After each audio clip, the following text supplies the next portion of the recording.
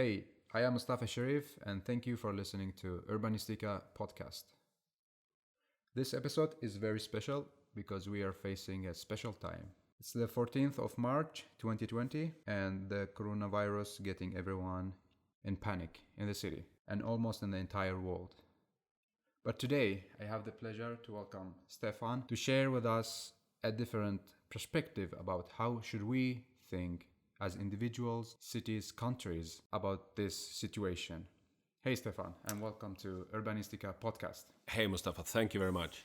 Thank you for giving your time and sharing your thoughts with us. Sure, my pleasure. How are you doing? I'm great as far as I know. Not in panic? Not in panic, and not even coughing or anything. So today it's a beautiful Saturday. That's amazing. Yeah, that's amazing. I'm so happy to see a positive person like you, especially in this situation when you see everyone around is in panic, and yeah, so it's, as I mentioned, it's a tough time. Yeah, but I also think sometimes that panic might be of value. I shouldn't probably say good, but a bit of panic. I mean, in this part of the world, if we're in the Nordics, we have, in my mind, we have one of the problems is that maybe we need to be reminded sometimes of what is important in life, and how much we depend on each other, and what's the purpose of the economy and the growth and all these things. Because it's kind of easy to take everything for granted when you live in this part of the world. Yeah. So in the end, again, I'm not saying panic is maybe good, but sense of urgency is good, and maybe we will come out of this stronger and better and realize that this was a valuable lesson. And maybe that's what we needed in the 21st century. Stefan, before you share all the details with us and the future scenarios, I would love that you present yourself, because usually I don't even present my guest. I give them the mic and I say, the mic is yours. Yeah. How would you like to introduce yourself, and what are you passionate about? To introduce myself, I work as a futurist, and that, well, it doesn't mean that I know anything about the future that you don't, but it means that I spend my time to study trends. And then I think about these trends from a scenario perspective, and I try to see how things are connected. And I wouldn't say that I focus on predictions, but I focus on how to use these trends and these reflections to create stories and narratives. And then I write about these things, and I primarily also speak about them. That's how I make a living as a public speaker. So if I would give you, to introduce myself as a one-liner, I would say I'm your guide to the future. That's why I'm here actually today. Yeah. Because and you also asked me about passion, and that's we're at my home right now, so you can see this is the nature in Stockholm. I'm not in the city.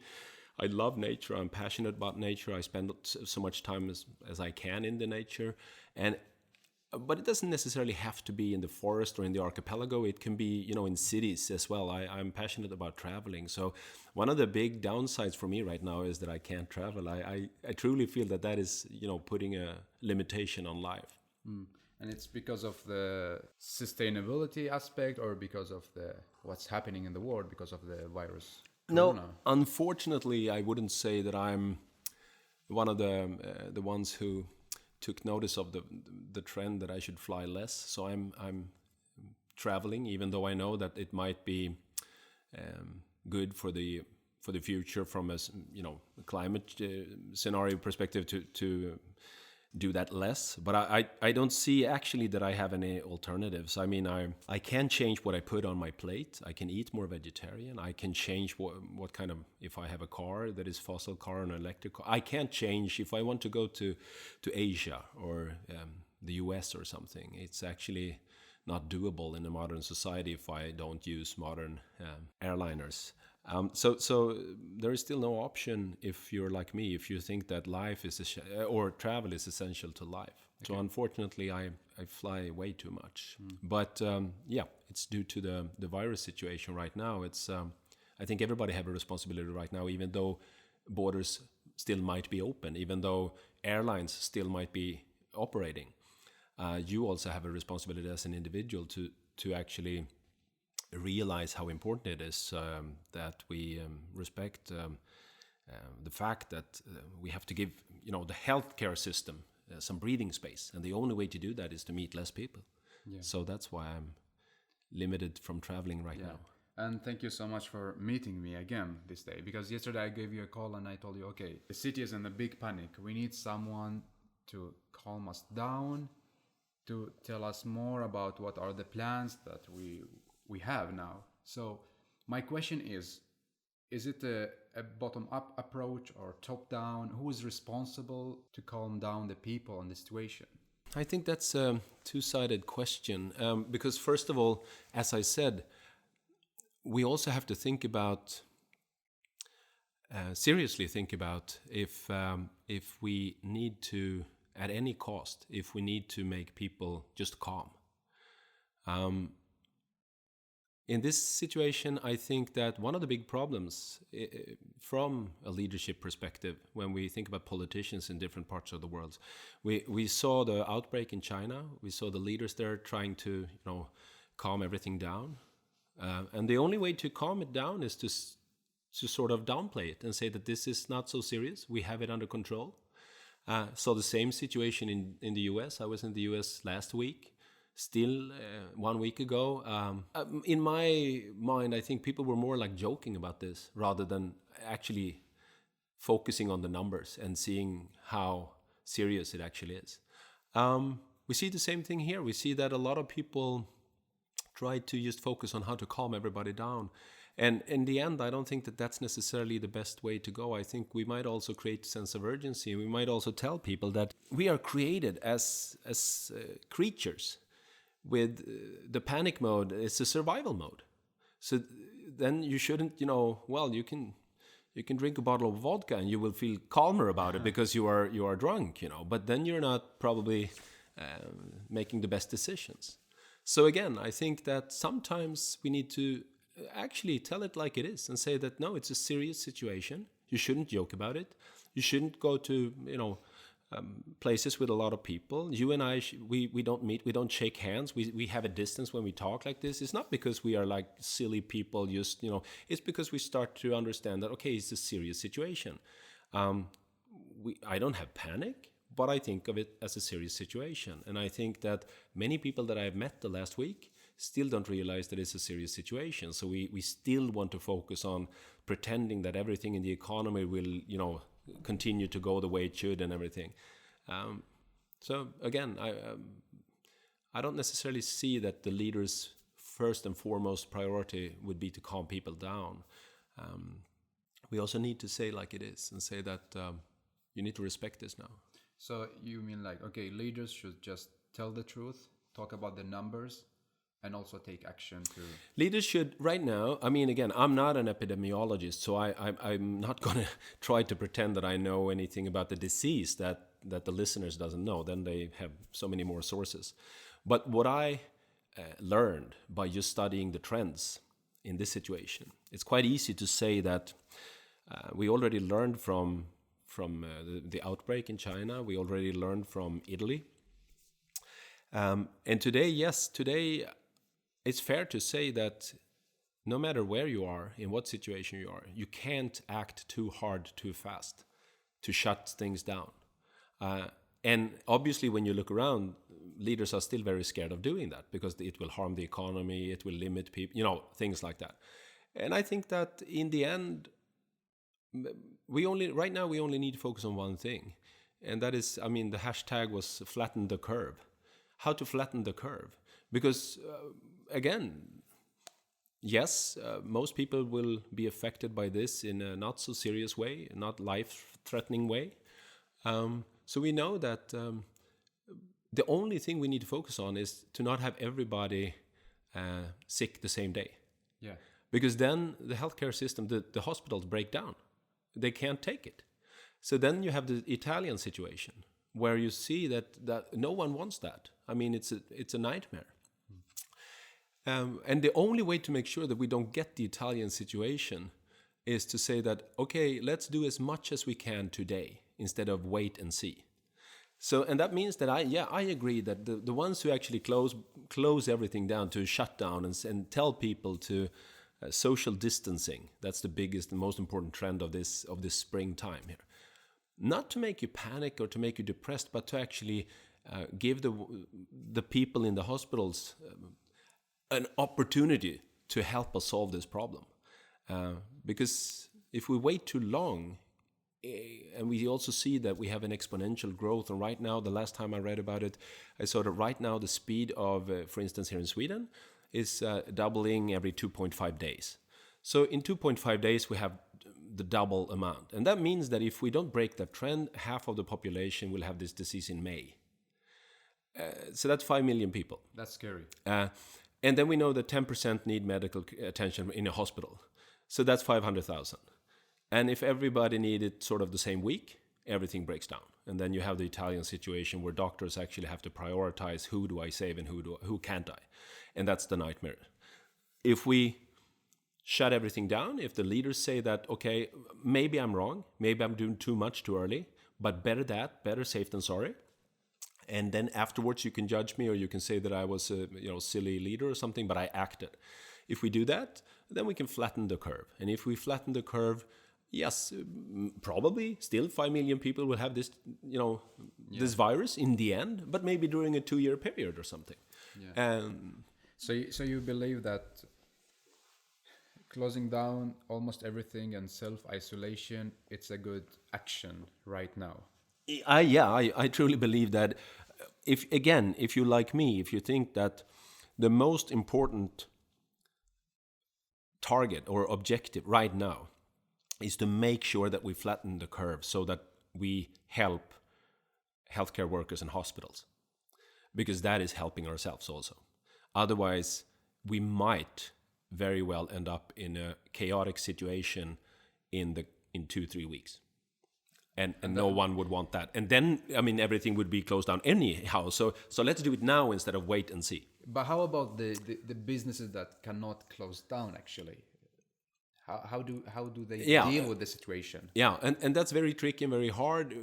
And that's why we have the government. So then they have to step in and make sure that maybe we need to come up with even more and bolder plans for how to save those industries, because again, small companies, people working in maybe retail or restaurants, and they can't work from home, they will have a zero income.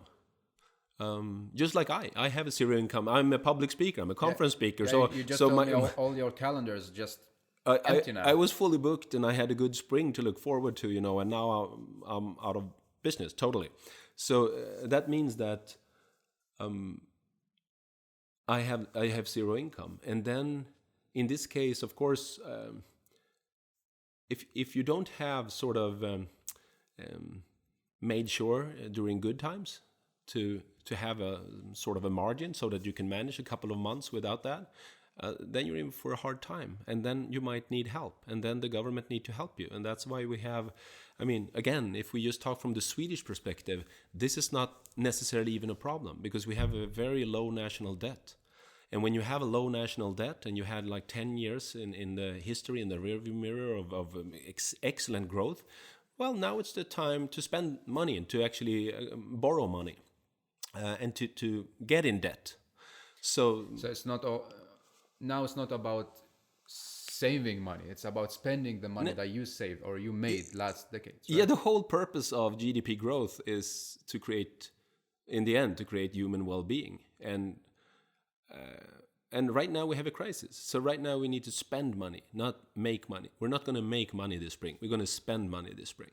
And in the end, it's going to be a disaster if you think about all the companies and all the profits and all the dividends and everything. This is going to be a very bad year for many companies and many people from the economic perspective. And that's the whole point of the economy. The economy should be in bad shape when you have a crisis. It shouldn't be like we have to save the economy. But why would we save the economy? The economy is not, suffering in a hospital or anything. The economy is here for us, not the other way around. So now is people is the number one to to think about nature, anything, people and the ecological system. I mean, this might be also a good rehearsal for why we need to focus more on climate change and all of that. Because again, we start to realize that big crises can happen in a modern society.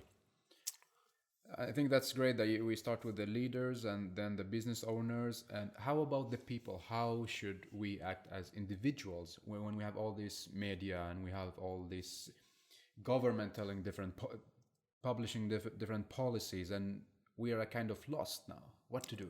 I think as an individual, you always have the responsibility as well. You're part of society. And a virus situation like this is, I mean, it's a perfect example on the fact that no one, no matter how big or how rich you are, can escape this. So the point is that you as an individual have a responsibility too. You can not sit at home and complain on leaders or something. You can also realize that, well, elected leaders, they will act the way they think that they need to act to keep your your approval, because otherwise they think that they will not be elected again. So then you shouldn't start to demand things that you, in the end, that are selfish. Or you should. I mean, we see this all the time. We see that many people think of, for instance, many people think of politicians like the first and foremost priority should be the citizens of a country. But is that actually true? I mean, look at it right now. In Italy, again, when they had this serious outbreak and the situation got worse, they needed a lot of equipment for their hospitals and they didn't have it all. And they asked France, and France said no. They asked Germany, Germany said no, because they obviously wanted to prioritize to have this equipment if they have the outbreak and their population needed it. And in the end, it might turn out that, yes, they will have a much worse situation in Germany and France because they didn't help Italy. Just like individuals hoarding, face masks in the pharmacies or whatever. So again, if you are thinking selfishly when we have a problem that depends on and rely on collaboration, then you might end up in a worse situation than if you were sort of thinking from a more holistic perspective. So I don't think that this is necessarily just a question about political leaders. I think it's a question in the end about individuals. And again, no one told me that I am not allowed to go out to Arlanda and fly somewhere today. No one told me that I'm not allowed to. I was invited to a party this night, and I said, I'm sorry, I can't come. It's not because I'm not allowed by any politician. It's because I think that that's the best thing I can do if I want to be responsible today, because I think that in 1 week, no one would even ask about going to a party. Then it will be sort of almost legislated that you can't, you're not allowed to. But since I believe this already today, why should I sit and wait for someone else to tell me what to do? I think that that's the most important thing that I could do to help today. So you have been studying the different patterns from the different countries. How do you see the next coming weeks? Is it going to be even worse than now situation? Yeah, I think right now we're in the beginning of this situation. So in Sweden we had our first fatalities. And then again, if you just follow how this trend looked in the places who already had the crisis and the collapse of the system, then you can sort of realize that, yes, we're in for a much worse period for a couple of weeks now, where this will start to grow. I mean, people have a hard time to understand. We have been talking so many years now of exponential growth in technology, in processing power, in computers, and the iPhone is more powerful than the moon lander in 60, things like that. Yeah. And it was always a cool thing, but people still have a hard time to grasp and understand, what does exponential mean? I mean, there is this old analogy of the pond, where you have flowers growing in the pond, and at an exponential rate, so you get double the amount of flowers for every day. And the first day there's 1 flower in the pond, the next day there's 2, and then 4, and then 8, and then the question is, if the pond is full on day 30, what day is the pond half full? And that is obviously on the 29th, the day before it's full, it's half full. So the last day, half of the pond is suddenly full of flowers, like a miracle overnight. Yeah. And that's what's happening with exponential growth, and that's why first you see a couple of cases, and then you see 200-300, and then you see 500-600, and then you have a fatality, then you have 2 fatalities, and then you see all of a sudden 5,000, and then you see 20,000, things like that, and you can't realize how fast it starts to when this thing picks up speed. So yes, unfortunately, again, that's why right now they say we have a couple of 100 cases here in Sweden. And that means that we have thousands of people that are infected, that are not, sick yet, not tested, So yes, in the coming weeks, this will be a serious outbreak. And that's why we need to flatten the curve. Exactly. Do you think it's gonna stay for long, or we're gonna make it? Again, I'm not an epidemiologist or a doctor, but the way I understand it in a situation like this, this is the way I would believe that this goes. Right now, we have outbreaks all over the world, and we don't need to focus on pretending that we need to shield off any specific country. We need to understand that meet as few people as possible. There's only one way to flatten the curve, and that is to start with social distancing. Yeah. That's number one. And that is not to make sure that people don't get sick. That is to make sure that it will take longer time. You're just pushing it. The problem with change is never change itself. The problem is always speed. So, I have this analogy. If I throw a bullet at you, it's not dangerous. I threw a bullet at your body, and it hits you. You get the bullet in your chest. The problem with a bullet is the speed from a gun. So again, that's always the same with change. If you're a taxi driver and I tell you that you will be out of a job in 10 years' time because we will have autonomous cars, it's not necessarily a problem because you have 10 years to adapt. Yeah. But if I tell you you'll be out of work tomorrow because now I have a fleet of self-driving cars, then it's a problem because then you have to adapt in one day. Yeah, then I go crazy. Then you go crazy and you are out of job and you don't have income and you don't know how to support your family. So that's the situation right now. Yes, we will have a much worse situation.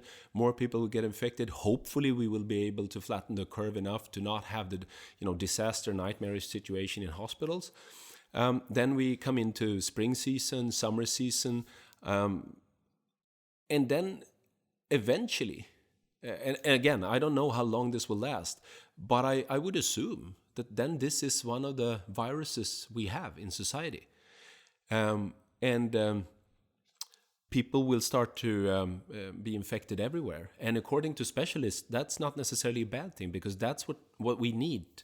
The only thing that makes this so much different from all the other influenza viruses is that no one ever knew it. This is the first time we meet it as human beings. So we don't have any experience at all. But in a year or two, we will have experience. And then we will start to have people that are immune. And then that means that, yes, this is not a problem for society anymore. This is one of the influenzas that, yes, it killed some people like other influenzas. Some people need hospitalization. But it's one of the influenzas, and in a year and a half we will even have a vaccine, so we can protect the ones who are in risk groups like elderly and So this will go from this phase where we are right now, like in any change process. Right now it's shock, people are stressed and we're shocked and we're scared. And then we will sort of start to adapt, and we start to realize that this is part of life, and life will go back to normal and. Hopefully. What is the positive or the good output of? Well, there are many. Again, right now. Yeah. Right now, we need to. First of all, we need to realize that right now, this is fantastic for the environment.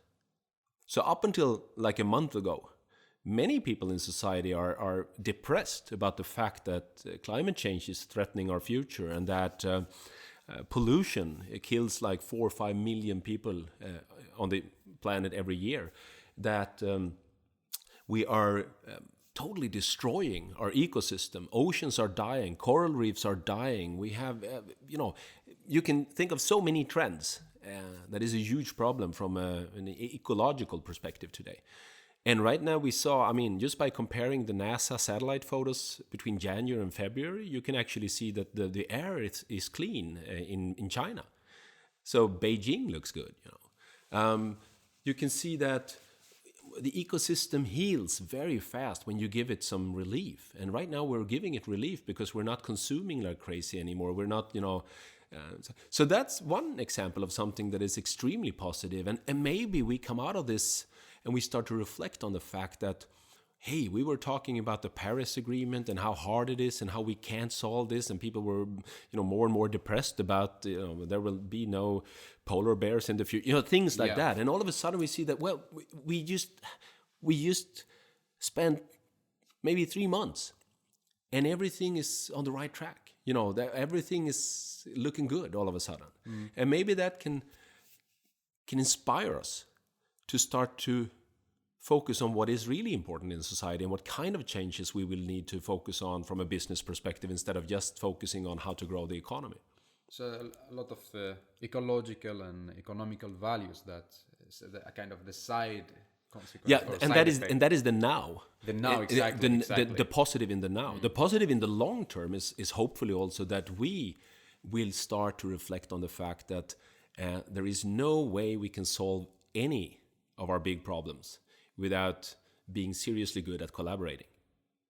Because again, and you can take the problems we were talking about before the virus, like artificial intelligence or climate change or migration. All these problems have this thing in common. That's why I refer to them as 21st century problems. These are the big things we're in for right now. In a globalized world, our big problems all depend on global borderless collaboration. There is no way to escape these problems.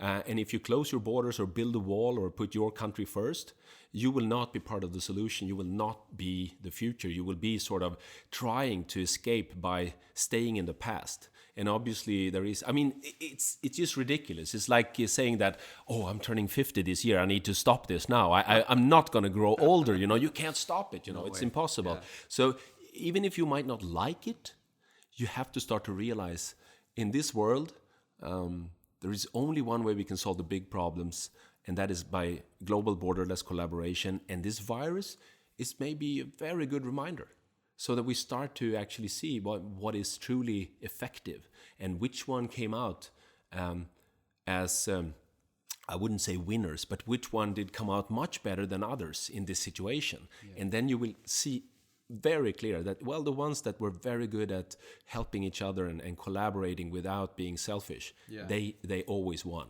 Yeah, I remember your TEDx talk in Stockholm. You were mentioning a lot collaboration is also about trust. Yeah. How do we build trust in nowadays when everyone's just thinking about their country, themselves, and not even looking at their neighbors? Yeah, and again, I think maybe this is a good exercise then. It sounds terrible to say it like that, but if we just start to focus on the good outcomes, what will be the end result? Well, maybe that we start to realize that the only way we can actually have anything good accomplished and collaborate in an innovative, creative way that helps us deal with the big problems. The only way is if we have a solid foundation of trust. Because if we don't have trust as a solid foundation in society, if we have competition as the only foundation, then people will compete. And then it will always be about winning and losing. And sure, you might think of business as winners and losers. But in a virus situation, there are no winners and losers. It's win-win or lose-lose. Yeah. So you decide, do we collaborate? Do we start to do that? And then we depend on trust.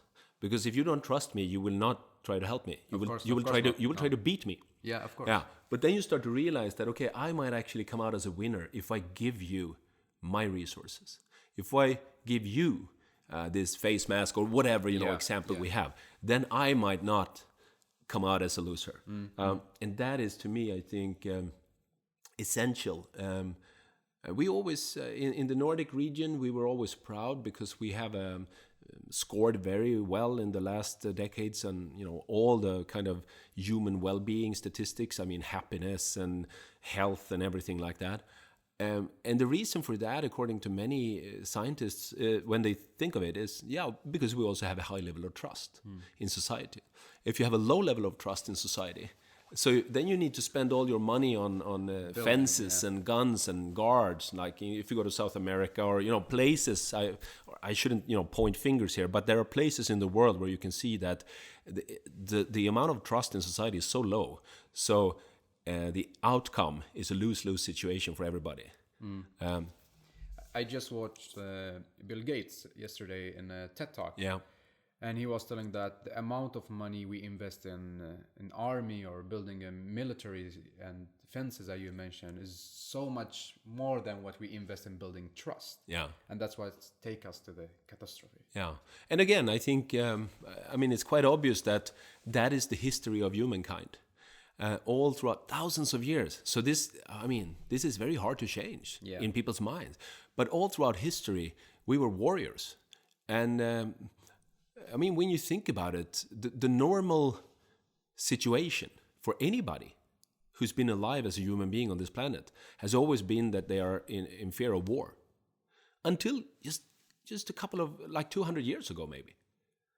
And yes, there are still some wars on this planet, but right now, most people on this planet have no fear of war. So the new normal is that we think of peace as the normal thing. Yeah. But it used to be that war was the normal thing, that the neighbors could attack anytime. Exactly. That was all throughout history, competition and war. And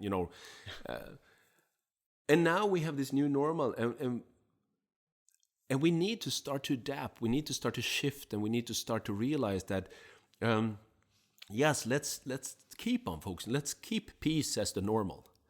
And then start to realize that the way we do that is by establishing trust and by collaborating in a much bigger and greater scale. And the alternative actually isn't there. Again, maybe it was there back in the days when the problems were not global. So the problems were, do you have food or do I have food? Okay.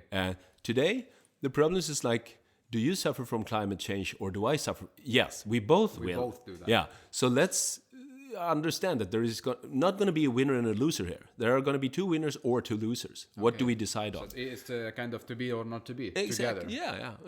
And that I think is the new thing. So and same thing if you think about the AI arms race. So it's quite obvious that if we compete about this, then every country will have to build machines, killer robots, machines that are very scary things because they are soldiers without emotions. No. So you can program them to do exactly whatever you want to.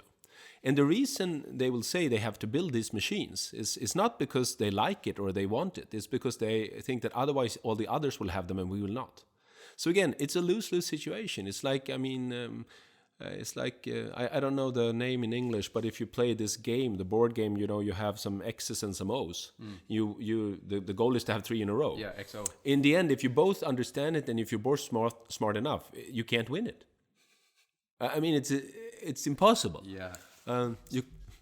Yeah, Stefan, how do you think that how much the technology can help us now as a smart city? How can we be smarter in using technology in order to survive? There are probably so many ways. First of all, if we just talk about the obvious things, technology is actually already telling us things that we need to hear. I just read about this company called Blue Dot, where they have this AI algorithm who actually predicted this before the World Health Organization talked about it. So in December last year, this AI algorithm that is founded for the sole purpose to detect virus outbreaks like this. And it does it by scanning news articles in 65 languages and also animal disease outbreaks. And then it combines all the data with flight air traffic bookings. So it can predict that, okay, now something is going on here. It's probably going to be a virus outbreak. And next is going to move from Wuhan to Tokyo to Taipei to Seoul, things. And it turned out, it was right. And it was 10 days before the World Health Organization started to talk about it. So the machine is neutral. The machine doesn't have the political bias and objectives to, calm everybody down. The machine just tells it like it is. So we probably need to take that analogy at least and think of technology and experts more from the neutral perspective. Who can I trust here? Who is not trying to spin this just to make themselves look more powerful? Because in the end, this is not going to be about who is, in control. No one is in control. We never had this situation before, so no one is in control. And the one who pretend that is probably not the one. And technology can probably help us to just give us neutral, objective info. But technology can also help us in this dire situation. One of the hardest things when you tell people that you need to practice social distancing, one of the hardest things is that we are social creatures. So we don't like to be alone. And I mean, it's not only for pleasure, it can be suffering. People can be so lonely that they are, suffering from mental disorder. But right now we have this technology, so actually we can interact. We can even, chat like a video conference to people on the other side of the planet. And that's amazing, because that was not the situation back in, where they had the Spanish flu or something like that. Then if you were in isolation, you were in a black room. Yeah, then it's a real isolation. Yeah, now you can have Netflix and friends and, do whatever you want in a new setting. So technology is also helping us to cope with this without becoming depressed. Well, that sounds really promising, Stefan. What is the biggest challenge for the cities now?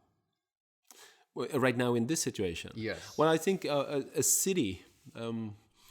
the reason urbanization is one of the big trends, and the reason people move to cities is because that's where the future is. That's where the opportunity is.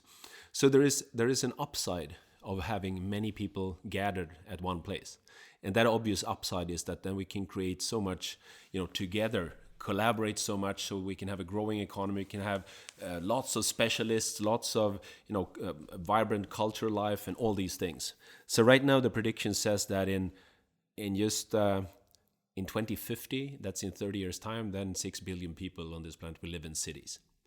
So, but today we see that, well, there is another side of the coin as well. And one of the bad things about having many people close together is, in a situation like this, well, then the outbreak of a virus, for instance, will be harder to deal with.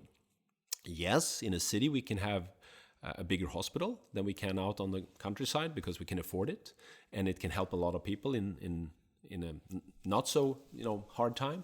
But also, yes, a lot of people will be affected very fast, and the virus will probably create a big problem for us.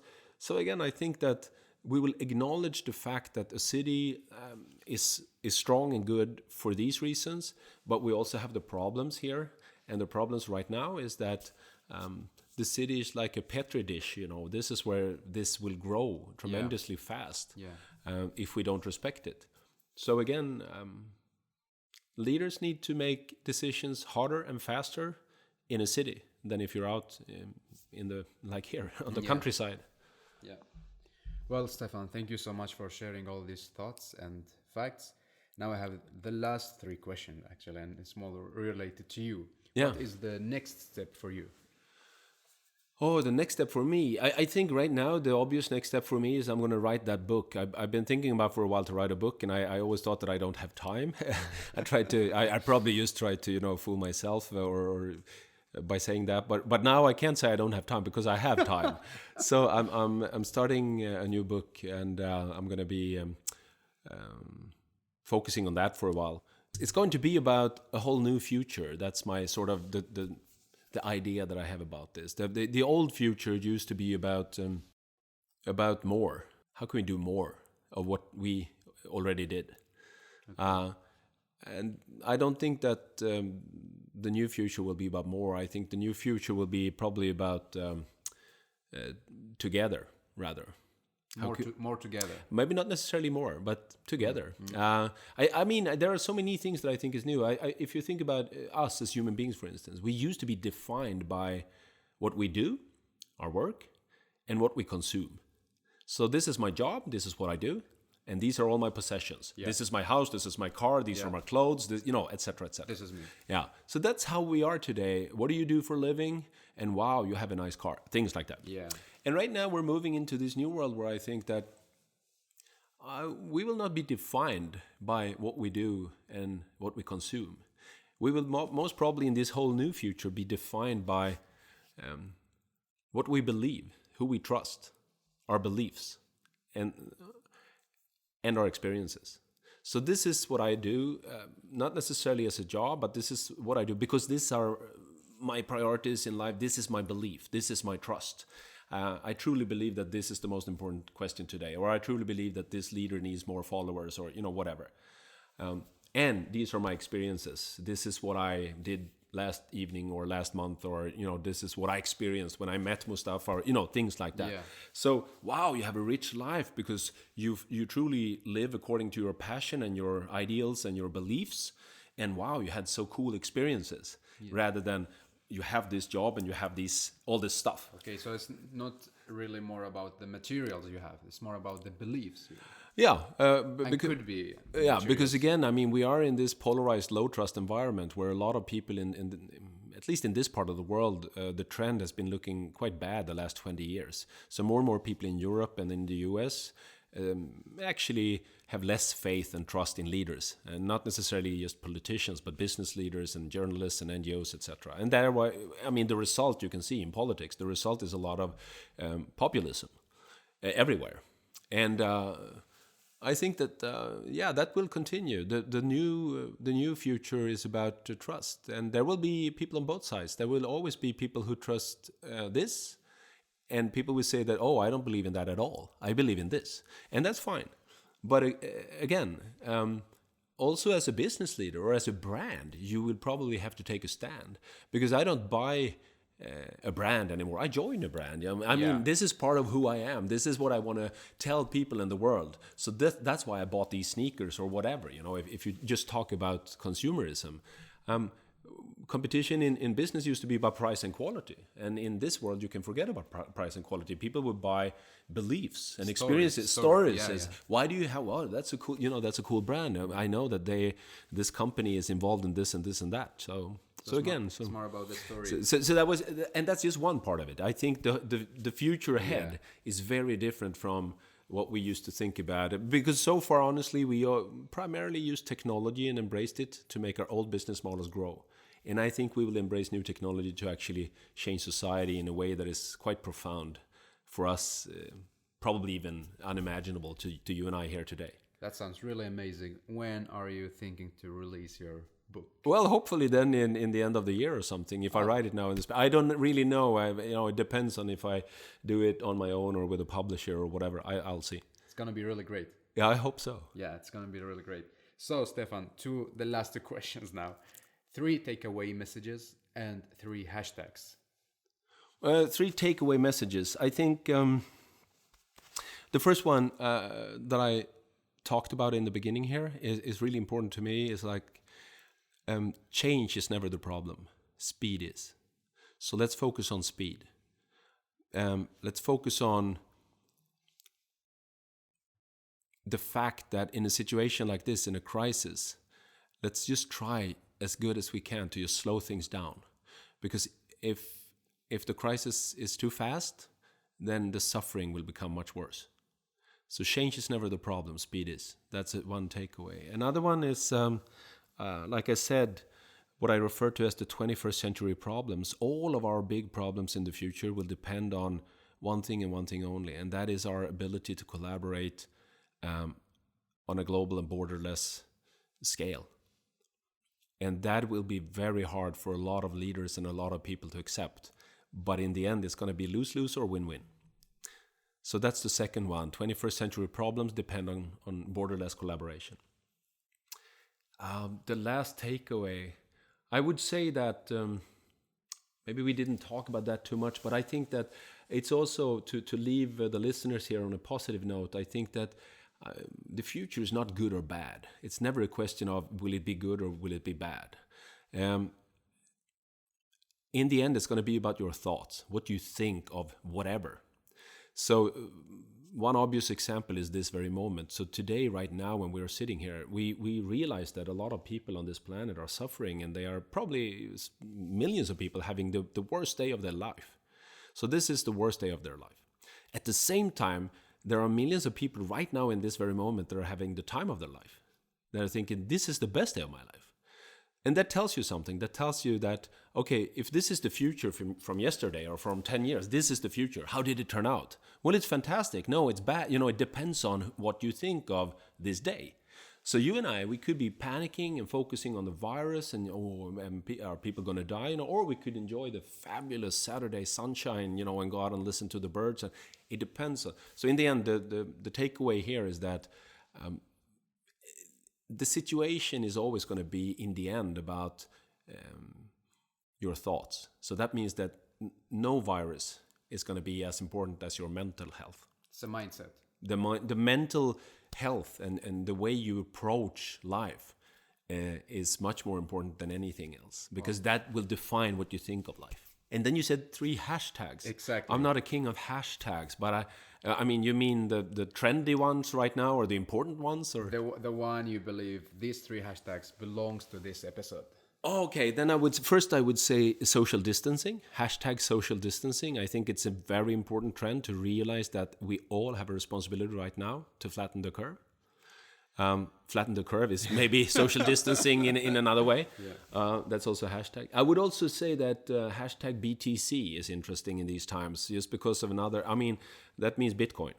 And to me, I think that one of the results of a crisis like this will be tremendous pressure on the financial system, and probably a new crisis situation we see popping up everywhere with the banking system and everything.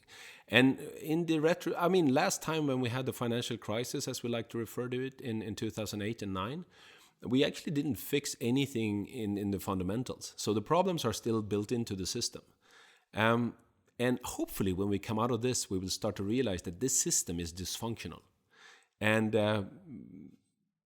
I don't say this as financial advice, but I think that a system like Bitcoin, a decentralized system where people are collaborating instead of trusting in authority, I think that will probably have a very exciting future after a crisis like this. Third, I would say to this episode, I would say hashtag love, or what can I do to help you? Of course, that's amazing. Thank you so much, Stefan, for sharing your thoughts. My pleasure. It's so much. I'm so much inspired now, to be honest. So thank you so much again for your time. Cool. Thanks you. And no shaking hands, more like keeping distance, smiling, and being positive. Yeah. Thank you, Stefan. And thank you for listening to Urbanistica podcast. Please follow the Instagram and LinkedIn for the full story. And if you have any story to share, please write me. I am Mustafa Sharif, and thank you for listening to Urbanistica podcast.